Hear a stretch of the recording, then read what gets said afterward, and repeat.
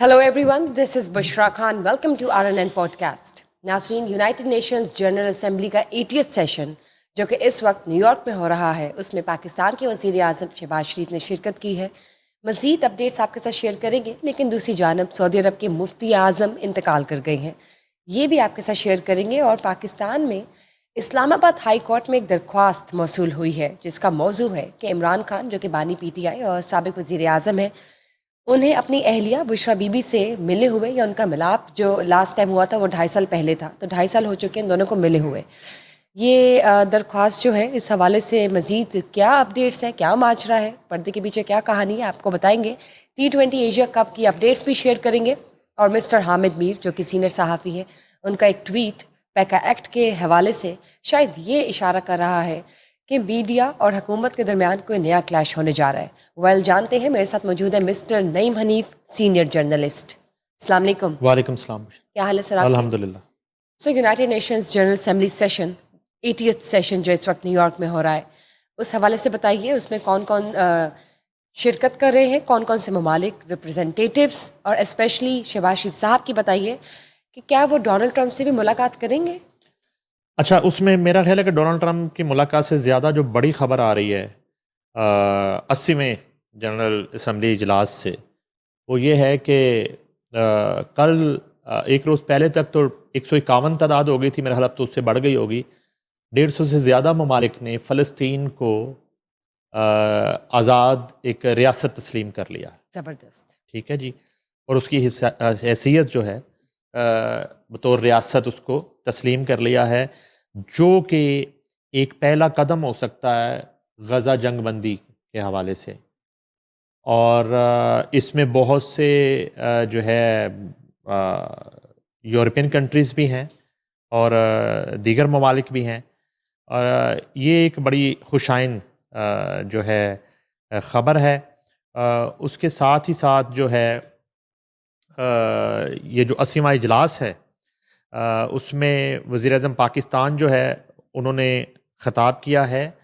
और इसमें वज़ीर-ए-आज़म अमेरिका कतर की मेज़बानी में अरब और इस्लामी ममालिक के ख़ुसूसी सरबराही इजलास में जो है वो शिरकत कर रहे हैं. इजलास में वज़ीर-ए-आज़म को ख़ुसूसी शिरकत के लिए मदऊ किया गया है, जबकि इजलास में अमेरिकी सदर डोनाल्ड ट्रंप भी शिरकत करेंगे. वज़ीर-ए-आज़म ऑस्ट्रिया के चांसलर क्रिस्टियन स्टॉकर, कुवैत के वली-अहद वज़ीर-ए-आज़म शेख सबाउल खालिद, आलमी बैंक के सदर अजय बंगा और आलमी मालियाती फ़ंड के मैनेजिंग डायरेक्टर क्रिस्टलिना जॉर्जीवा से मुलाकातें भी उनकी शेड्यूल्ड हैं.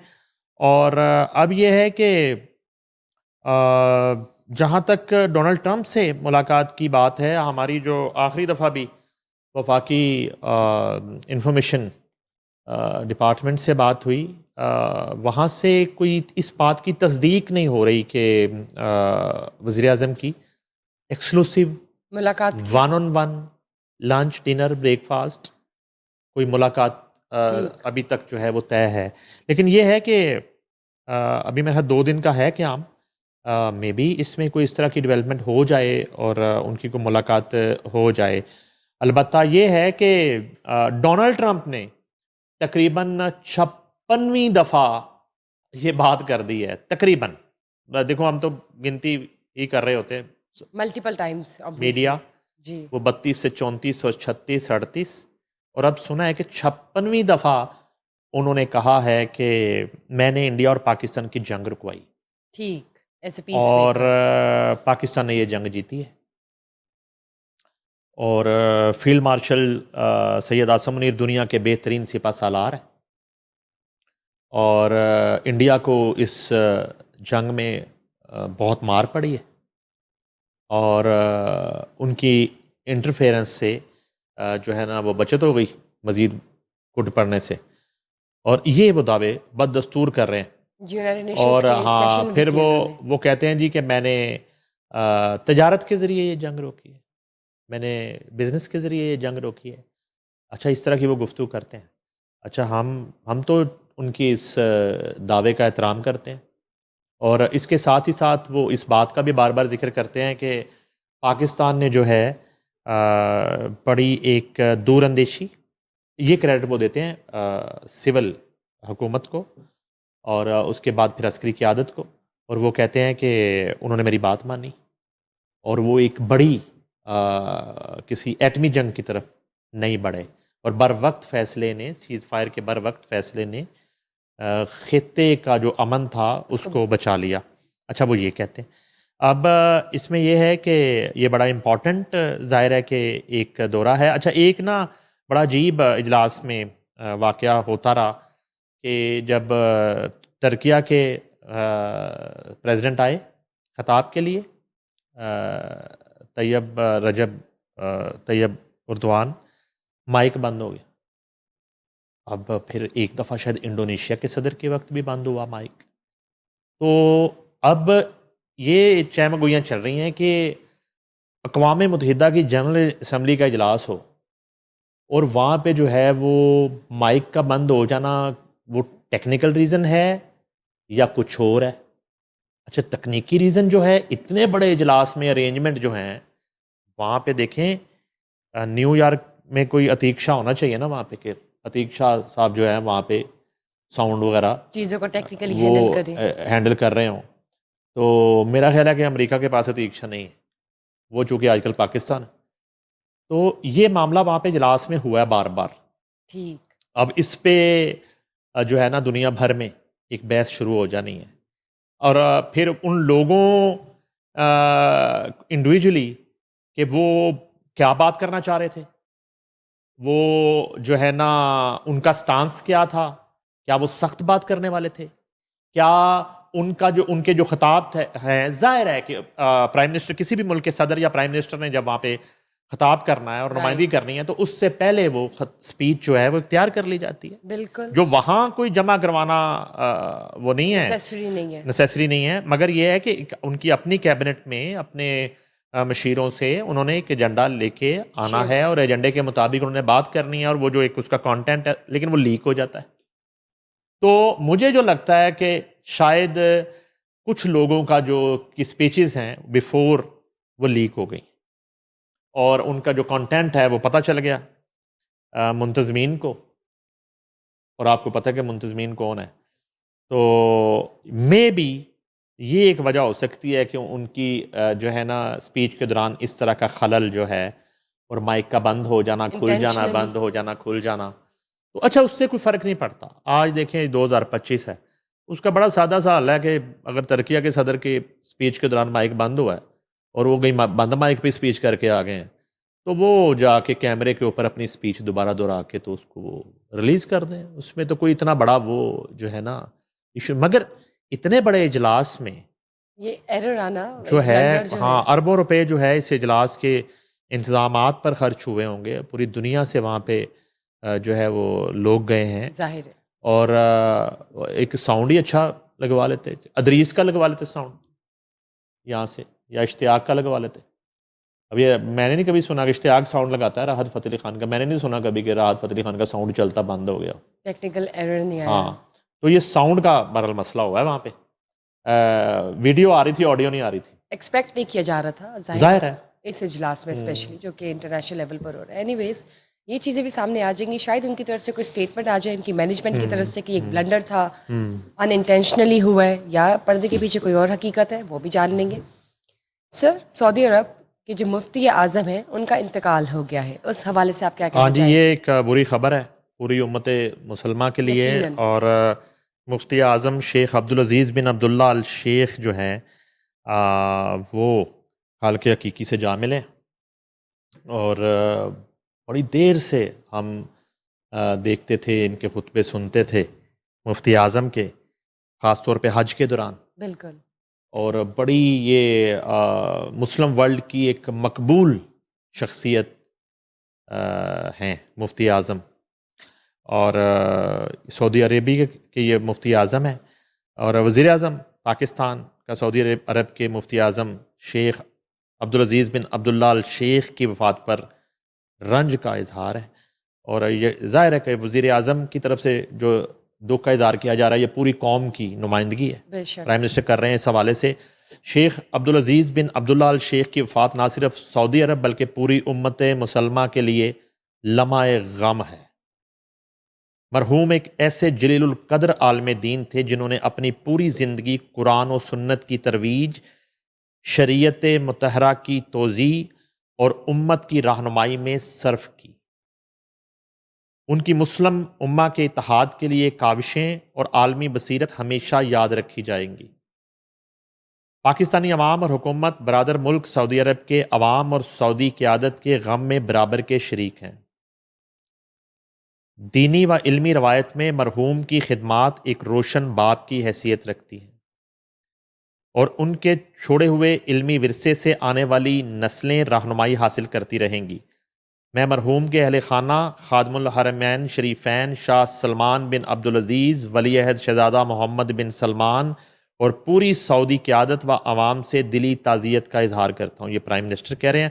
اللہ تعالیٰ مرحوم کو جنت الفردوس میں اعلیٰ مقام عطا فرمائے، ان کی دینی خدمات کو شرف قبولیت بخشے۔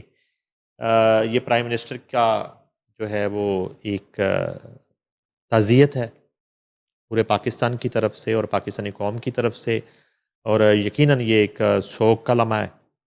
اتنی بڑی ہستی جو دین کی خدمت کرتے اور ساری زندگی انہوں نے دین اسلام جو ہے اس کے پرچار کے لیے اور خاص طور پر ایک جو ہے وہ اتحاد کے حوالے سے، یونٹی کے حوالے سے ان کی جو کاوشیں ہیں وہ ناقابل فراموش ہیں اور وہ ہمیشہ یاد رکھی جائیں۔ بالکل درست کہا آپ نے سر۔ اسلام آباد ہائی کورٹ میں ایک درخواست موصول ہوئی ہے جس کا موضوع ہے کہ عمران خان جو سابق وزیر اعظم ہیں اور ان کی اہلیہ مس بشرا بی بی، ان کا ملاپ ہوئے کوئی 2.5 سال ہو چکے ہیں۔ یہ آپ کو کس حد تک ایک سیریس اپلیکیشن لگتی ہے، یا کس نے جمع کروائی ہوگی، یا اس کے پیچھے اصل ایجنڈا کیا ہے؟ اچھا، سیریس یا نان سیریس ہونا تو وہ الگ میٹر ہے، لیکن اسلام آباد ہائی کورٹ میں درخواست دائر ہوئی ہے جس پر سماعت ہو گئی ہے۔ سماعت بھی ہو گئی؟ جی سماعت ہو گئی ہے، اور فریقین جو ہیں ان کو نوٹسز بھی جاری کر دیے گئے ہیں۔ درخواست گزار نے درخواست یہ کی ہے کہ 2.5 سال سے بانی پی ٹی آئی وہ جیل میں ہیں، اور 1.5 سال سے لگ بھگ جو ہے ان کی اہلیہ سابق خاتون اول بشرا بی بی جیل میں۔ تو ان کا یہ رائٹ ہے، آئینی حق ہے کہ ان کا بطور میاں بیوی ملاپ ہونا چاہیے۔ یہ جو ہے نا ایک بانی پی ٹی آئی سے محبت کا ایک منفرد انداز ہے کہ درخواست گزار جو ہے نا وہ کہتا ہے کہ ان کا جو ازدواجی ایک رشتہ ہے وہ قائم رہنا چاہیے، اور اس بات پہ وہ بڑا افسردگی کے ساتھ انہوں نے درخواست دی ہے۔ اور دیکھیں کہ وہ اس میں بھی ان کی خواہش یہ ہوگی، وہ بانی پی ٹی آئی کو خوش دیکھنا چاہتے ہیں، اور وہ بشرا بی بی کو خوش دیکھنا چاہتے ہیں، اور اس سے آگے بڑھ کے نہ کچھ وہ لکھ دیں کہ خوشخبری نہ چاہتے ہوں یہ۔ تو وہ جو ہے سماعت ہوئی درخواست پہ، اور اس پہ جو ہے وہ چیف کمشنر کو اور جیل حکام کو نوٹسز جاری کر دیے گئے ہیں۔ ان کو طلب کر لیا گیا ہے کہ کیا یہ واقعی سچ ہے، اور کیا واقعی اس کے ساتھ یہ بھی ایک ضرور قابل غور ہوگا کہ کیا بانی پی ٹی آئی بھی اس طرح کی کوئی خواہش رکھتے ہیں، اور بشرا بی بی بھی اس طرح کی کوئی خواہش رکھتی ہیں۔ ویسے تو میرا خیال ہے کہ ہیئرنگز پہ ان کی ویسے جو ایک سرسری ملاقات ہے وہ تو ہوتی رہی ہیں، ٹھیک ہے۔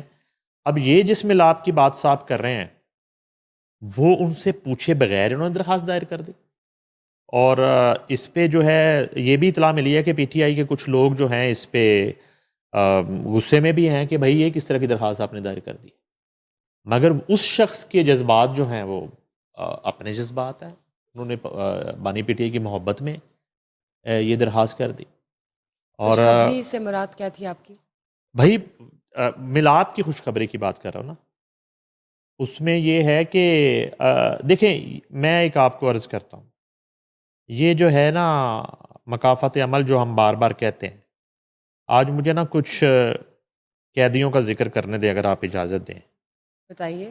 میں وزیر اعظم پاکستان تھے عمران خان، تو اس وقت ان کے وزارت عظمیٰ میں بڑے بڑے سیاسی قیدی، جیسے یہ خود دعویٰ کرتے ہیں کہ وہ سیاسی قیدی ہیں، اور وہ اپنے کسی بھی کیس کو، کسی بھی جرم کو جرم نہیں مانتے آج کے دن تک. وہ 9 مئی لے لیں، توشہ خانہ لے لیں، وہ سائفر لے لیں، وہ آپ القادر ٹرسٹ لے لیں، وہ 190 ملین پاؤنڈ کیس لے لیں. کسی بھی کیس میں پوری پی ٹی آئی اور بانی چیئرمین یہ تسلیم کرنے کو تیار ہی نہیں ہے کہ اس میں عدت میں نکاح لے لیں. کسی بھی کیس میں ان کا کوئی جرم ہے، ٹھیک ہے. مگر انہوں نے اپنے دور میں اسی طرح بڑے لوگوں کو قید کیا. آج کی جو وزیر اعلیٰ پنجاب ہے ان سے شروع کرتے ہیں، مریم نواز سے. مریم نواز کو انہوں نے قید رکھا، اور وہ ایک خاتون ہے. تو اس وقت کے ہمارے جو سورسز تھے جہاں وہ قید تھیں، بتاتے ہیں کہ مریم نواز جس جگہ قید تھی وہاں پہ خفیہ کیمرے نصب کروائے گئے تھے، اور وزیر اعظم جو ہیں اس وقت کے مبینہ طور پر وہ براہ راست جو ہے وہ ان کی ایکٹیویٹی اور قید کے دوران ان کی سرگرمیاں جو ہیں وہ دیکھتے تھے. اسی طرح حمزہ شہباز شریف کے حوالے سے خبریں آئیں. اچھا، اس سے پہلے میں مریم نواز کا یہ بھی بتا دوں. اچھا، مریم نواز میں نے پہلے 2-3 دفعہ یہ بات کی کہ اس وقت کے جو آئی جی جیل سے میری ان سے بات ہوئی، مرزا شاہد بیگ سے. میں نے ان سے پوچھا کہ مریم نواز، انہوں نے کہا کہ مریم نواز کو جو سہولیات جیل کے اندر میسر بھی ہیں، مریم نواز نے وہ لینے سے انکار کر دیا، اور بالکل ایک عام جو کرائٹیریا ہے اس کے مطابق جیل کاٹی عام خواتین کے ساتھ. انہوں نے کوئی فیسلٹی نہیں لی. میں آن دی ریکارڈ بات کر رہا ہوں، میں نام کوڈ کر رہا ہوں اس وقت کے آئی جی جیل کا. اور انہوں نے یہ بتایا کہ مریم نواز نے بڑی دلیری کے ساتھ جیل کاٹی. تو جب مریم نواز وہ سب کچھ برداشت کرتی رہی تو ان کے علم میں ہوگا یہ بات، ان کے ساتھ تو بیتی، تو ان سے پوچھا جا سکتا ہے. بالکل ظاہر کبھی سی انہوں نے یہ بات بات نہیں کہی، لیکن میں آپ کو بتاتا ہوں کہ خفیہ کیمرے لگائے گئے ان کو لگائے مانیٹر گئے. کرنے کے لیے. مانیٹر کرنا تھوڑا سا ریزنیبل ورڈ ہے ایک خاتون کو دیکھنے کے لیے. ٹھیک.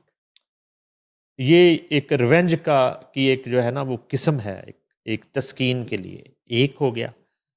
اچھا، اس کے بعد بڑے سینئر موسٹ جرنلسٹ ہیں محسن بیگ، پاپولر شخصیت ہے پاکستان کی. ان کو جب ایک غیر آئینی اور غیر قانونی طریقے سے انہیں اریسٹ کیا گیا اسلام آباد سے، ان کے گھر سے، اور پورا دعویٰ بولا گیا، اور وہ ایف آئی اے کی کہانیاں اور یہ جو موجودہ ڈی آئی جی وغیرہ یہ سارے. اچھا، وہ تو ایک الگ کہانی ہے. تو وہ کلیئر ہو چکا ہے.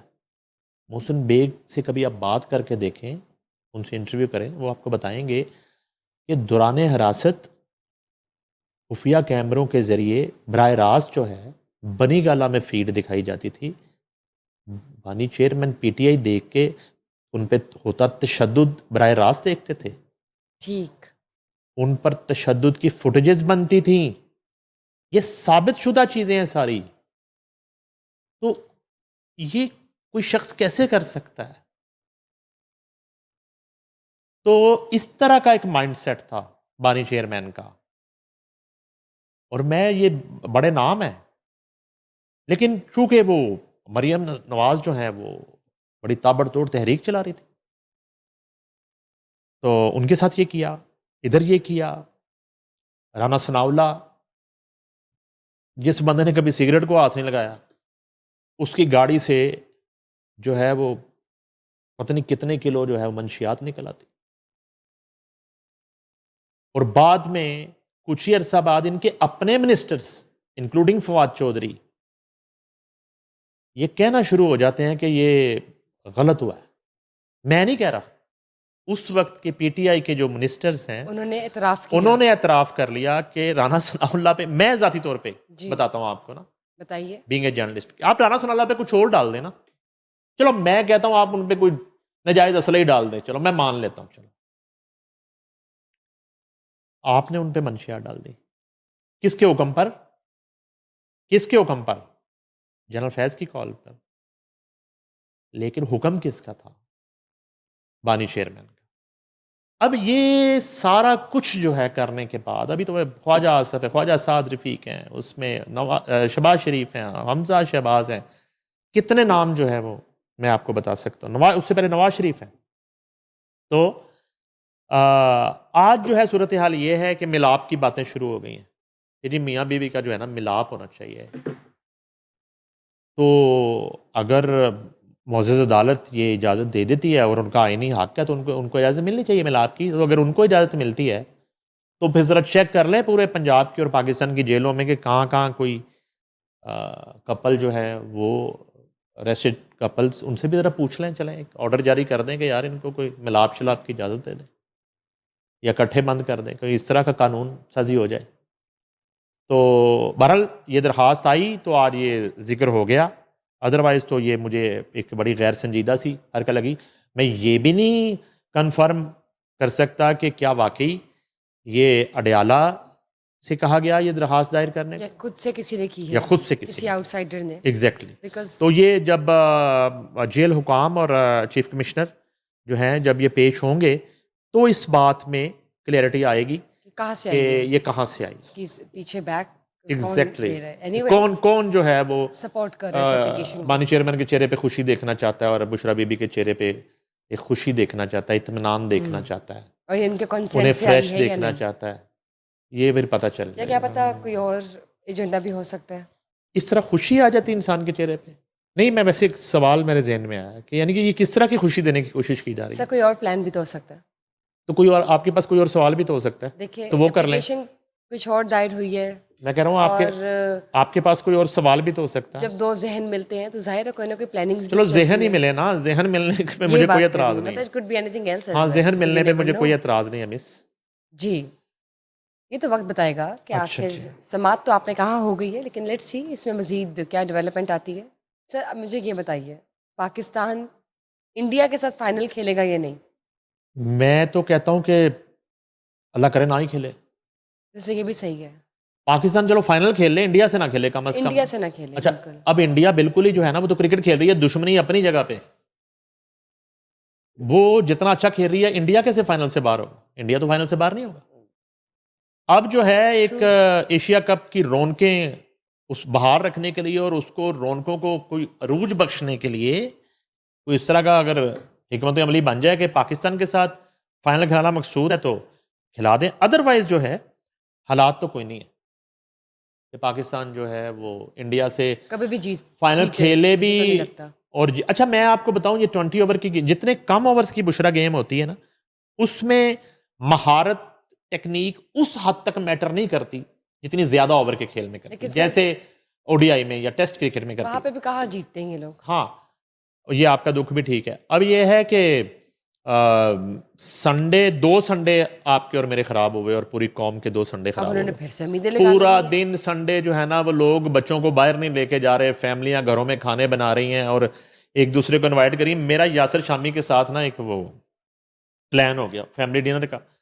تو یاسر شامی صاحب نے اچانک مجھے سنڈے کی صبح فون کیا کہ وہ مجھے تو یاد ہی نہیں ہے کہ آج پاکستان انڈیا کا میچ ہے, تو میں نے تو لیک سٹی میں میچ دیکھنا دوستوں کے ساتھ, تو آپ اس کو کینسل کر دیں. میرا اپنا سنڈے خراب ہو گیا. ٹھیک ہے, جو یاسر کے ساتھ رونق لگنی تھی وہ لگی نہیں, جو اس نے ہنسانا تھا. اب یہ ہے کہ اسی طرح لوگوں کے ساتھ ہوتا ہے. وہ لوگ بیچارے اتنے اہتمام کے ساتھ بیٹھتے ہیں, بلیو کرو کہ جو کرکٹ لور ہیں بچے اور وہ کمزور دل کے لوگ وہ رونا شروع کر دیتے ہیں. وہ کوئی ٹی وی توڑ رہا ہوتا ہے, کوئی کچھ توڑ رہا ہوتا ہے. اب بھی توڑتے ہیں ٹی وی, لیکن خراب ٹی وی توڑتے ہیں. وہ کہتے ہیں کہ ان کے لیے صحیح ٹی وی توڑنے کا کوئی فائدہ نہیں. اب کوئی خراب چیز رکھتے ہیں, ہارے اور توڑ دی جو پہلے ہی خراب ہے. ٹھیک ہے, تو یہ بہرحال بڑی باعث تکلیف بالکل افسوسناک صورتحال ہے پاکستان کہ ہم جو ہے نا ہم لوگوں کا کانفیڈنس اپنی ٹیم پہ اپنے پلیئرز پہ اسی طرح ہے کہ وہ جو دعائیں بھی ہوتی تھیں اب تو میرا لوگوں نے دعائیں کرنا بھی چھوڑ دی. انہوں نے کہا کہ دعاؤں ہی ساڑیاں ضائع کروا دیں. انڈیا تو ہمیشہ جیتتا ہے اور پاکستان جو ہے وہ کنزیکٹیو ہار یار ہی رہا ہے. میرا خیال ہے 7 میچز ہوئے ہیں اور 7-0 سکور ہے. جیسے ہمارا 6-0 ہے نا 10 مئی کا سکور, تو کرکٹ میں ہمارا 7-0 ہے. لاسٹ جو کنزیکٹیو 7 میچز ہیں 7 کے ساتھ ہی ہم ہارے ہیں انڈیا سے. تو میں دیکھیں ایشیا کپ آ رہا ہے, آپ انڈیا کو سامنے رکھ کے تیاری کریں. کون کہتا ہے آپ کو, یہ کس نے آپ کو سائنس پڑھائی ہے؟ آپ بڑی بڑی باتیں کرتے ہیں. نہیں انڈیا سے نہیں, ہم نے کپ جیتنا. ہو بھائی نہ جیتو کپ. جتنی ضلالت آپ کو, جتنی گالی آپ کو اور جتنی نفرت آپ کو انڈیا سے ہارنے کے بعد اور کنزیکٹو ہارنے کے بعد اٹھانی پڑتی ہے نا جتنی ذلت، وہ ایشیا کپ کا فائنل آپ کسی سے بھی ہار جائیں وہ اتنی نہیں اٹھانی پڑتی. نہ آپ کو کوئی سائنس جو ہے نا غلط سمجھا رہا ہے. یہ جو سائنسدان ہیں نا جنہوں نے پی سی بی پہ جو قابض ہیں، ان کو یہ سائنس سمجھ نہیں آتی کہ آپ تیاری کریں انڈیا کو سامنے رکھ کے. آپ دیکھیں کہ ابھیشیک کو کیسے ڈیل کرنا ہے، آپ دیکھیں کہ جو ہے نا گل کو کیسے ڈیل کرنا ہے، آپ دیکھیں بمراہ کو کیسے کھیلنا ہے، ہرشدیپ کو کیسے کھیلنا ہے، آپ نے جو ہے نا وہ اس کو کلدیپ کو کیسے کھیلنا ہے، اس کی گگلی اور اس کے فلپرز جو ہے نا ان کو کیسے آپ انڈیا کی ٹیم کو سامنے رکھ کے تیاری کریے، یا آپ یہ دعا کریں کہ انڈیا کے ساتھ آپ کی کرکٹ ختم ہو جائے، پھر شاید تھوڑا بہت. بہتر ہے. اور آپ جو ہے نا یہ کھیلا ان سے کھیلیں، آپ اسکاٹ لینڈ سے کھیل لیں یا کریں، چلو افغانستان سے، یو اے سے کھیل لیا، ہالینڈ سے کھیل لیا، اس طرح کی ٹیموں سے کھیلیں تاکہ کم از کم آپ کوئی ٹاپ 20 میں تو رہیں.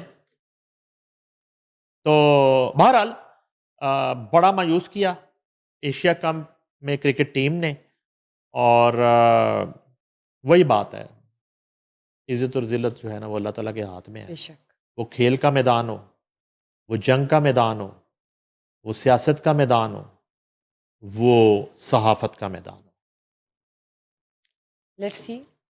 پاکستانی قوم نے تو پھر سے امیدیں لگا لی ہیں ہمیشہ کی طرح، لیکن جو کرائٹیریا اور جس سٹینڈرڈ پر فال کر رہا ہے پاکستان اس وقت، جن کی ٹیم ہے ہماری پاکستانی کرکٹ ٹیم، وہ کوئی اتنی اپ ٹو دا مارک نہیں ہے. سو ہم پہلے سے تیار ہیں کہ شاید پھر اس بار ہارے. سر، سینئر صحافی مسٹر حامد میر نے جو ایک ٹویٹ کی ہے پیکا ایکٹ کے حوالے سے، یہ بتائیے کہ کیا میڈیا اور حکومت کے درمیان کوئی نیا کلیش شروع ہو رہا ہے؟ یہ پیکا ایکٹ کو لے کے کیا جنگ ہے؟ سینئر تو آج جو ہے نا میرے جیسا بھی کوئی بندہ بیٹھا ہوتا ٹی وی پہ سینئر لکھ دیتا ہے. حامد میر جو ہے نا ان کے لیے سینئر جو ہے نا مجھے بہت چھوٹا لفظ لگتا ہے. حامد میر اس ملک کی صحافت کے لیجنڈ ہیں، یقیناً. اور میں تو سلام پیش کرتا ہوں حامد میر. کوئی بھی دور ہو انہوں نے بات کی ہے، اور حامد میر سے بڑا اینکر اور جرنلسٹ میں کسی کو مانتا ہی نہیں. میں کتنے واقعات اور کتنے ادوار آپ کو بتا سکتا ہوں ان پر جو حملہ ہوا اس دور سے لے کے، اور اس سے پہلے اور اس کے بعد، کس کس طرح کے پریشر، تھریٹس ان کی فیملی کو، مگر انہوں نے ہمیشہ بات کی. بات کرنے سے اور اپنا ایک ان کا جو فریضہ ہے سچ بولنے کا، اور جب ہم مقدس پیشہ کہتے ہیں صحافت کو، تو اس کا تقدس جو ہے اس کو بحال رکھنا جو ہے نا وہ صرف حامد میر کو آتا ہے. انہوں نے پیکا کے حوالے سے پہلے ٹویٹ کیا جی ایک، اور انہوں نے سولیڈیرٹی کی، اور انہوں نے ریئلائز کروایا حکومت وقت کو کہ آپ تو پیکا پہ یہ بات کرتے تھے جب ہم آپ سے کہتے تھے. اعظم نذیر تارڑ کو انہوں نے مخاطب کیا، وزیر قانون کو. اس کے بعد انہوں نے شو بھی کر دیا اس پہ، اور کیا شو انہوں نے کیا، وہ ایک تھا تو ایک سیگمنٹ، لیکن یہ ہے کیپٹل ٹاک، یہ ہے جیو ٹی وی، اور یہ ہے حامد میر.